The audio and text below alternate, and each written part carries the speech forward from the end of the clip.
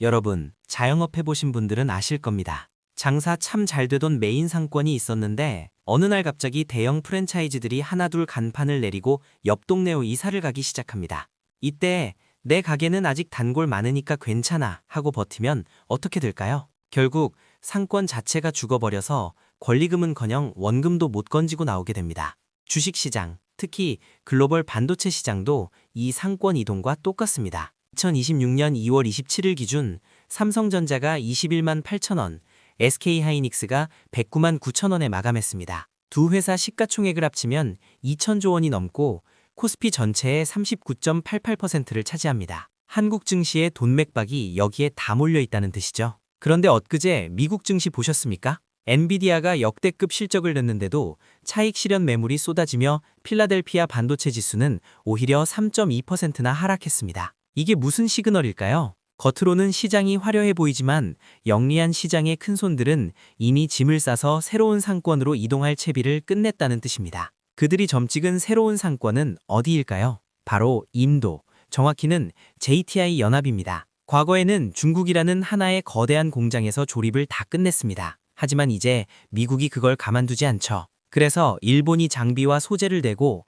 대만이 파운드리를 돌리고 인도가 패키징을 맡는 철저한 역할 분담, 즉 동맹국들끼리의 아웃소싱 허브가 새롭게 구축되고 있습니다. 그 최전선이 인도 구자라트주입니다. 모디 총리가 직접 나서서 투자금의 최대 70%를 보조금으로 쥐어주며 미국 마이크론을 끌어들였습니다. 단순한 공장 하나 짓는 게 아닙니다. 2,500억 루피가 넘는 돈이 투입되는 인도 반도체 굵기의 상징이자 글로벌 공급망이 중국에서 인도로 넘어가는 역사적인 이정표입니다. 그럼 우리는 여기서 누구의 주머니가 두둑해질지 찾아야 합니다. 오늘 한미반도체가 28.44%나 폭등하며 27만 5,500원을 찍었습니다. 이유가 뭘까요? 세계 최초로 BOC COB 본더라는 장비를 출시하고 바로 이 인도 구자라트 마이크론 공장에 밀어넣었기 때문입니다. 이 장비가 왜 대단한지 건축에 비유해서 딱 잘라 설명해드리겠습니다. 반도체 칩을 기판에 붙일 때 초고속으로 데이터를 주고받는 D램은 칩을 뒤집어서 꽂는 플립,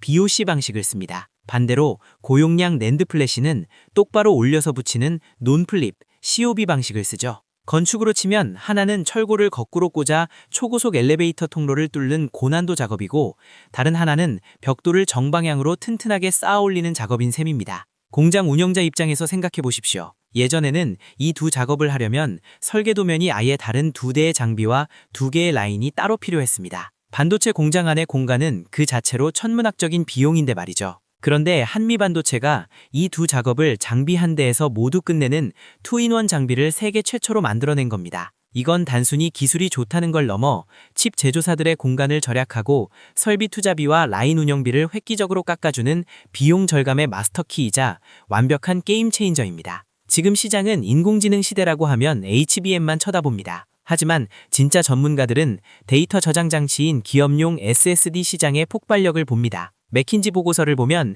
이 시장은 2030년까지 매년 35%씩 팽창해 1078엑사바이트라는 어마어마한 규모에 달할 전망입니다. 막대한 AI 데이터를 쏟아부으려면 결국 고성능 저장 장치가 필수적이기 때문이죠. 이 폭증하는 수요를 감당할 인도 클러스터의 핵심 인프라 표준을 한국 장비사가 선점했다는 것. 여기에 진짜 돈 냄새가 나는 겁니다. 자, 그럼 여러분의 계좌를 펴놓고 현실적인 시뮬레이션을 돌려보겠습니다. 삼성전자, SK하이닉스, 한미반도체에 내 피 같은 돈 1억 원이 들어있다고 가정해봅시다. 만약 여러분 계좌의 절반 이상이 삼성전자와 SK하이닉스로 꽉 차 있다면 지금은 탐욕을 부릴 자리가 아닙니다. 물론 시장 컨센서스를 보면 2026년 영업이익 개선으로 주당 배당금이 1,500원에서 2,000원 수준으로 늘어날 것이란 기대감은 있습니다. 하지만 이 역사적 고점에서 고작 몇 퍼센트 배당 더 받겠다고 버티기엔 리스크가 너무 큽니다. 미국 기술주들이 조정을 받기 시작하면 코스피 시총의 거의 40%를 차지하는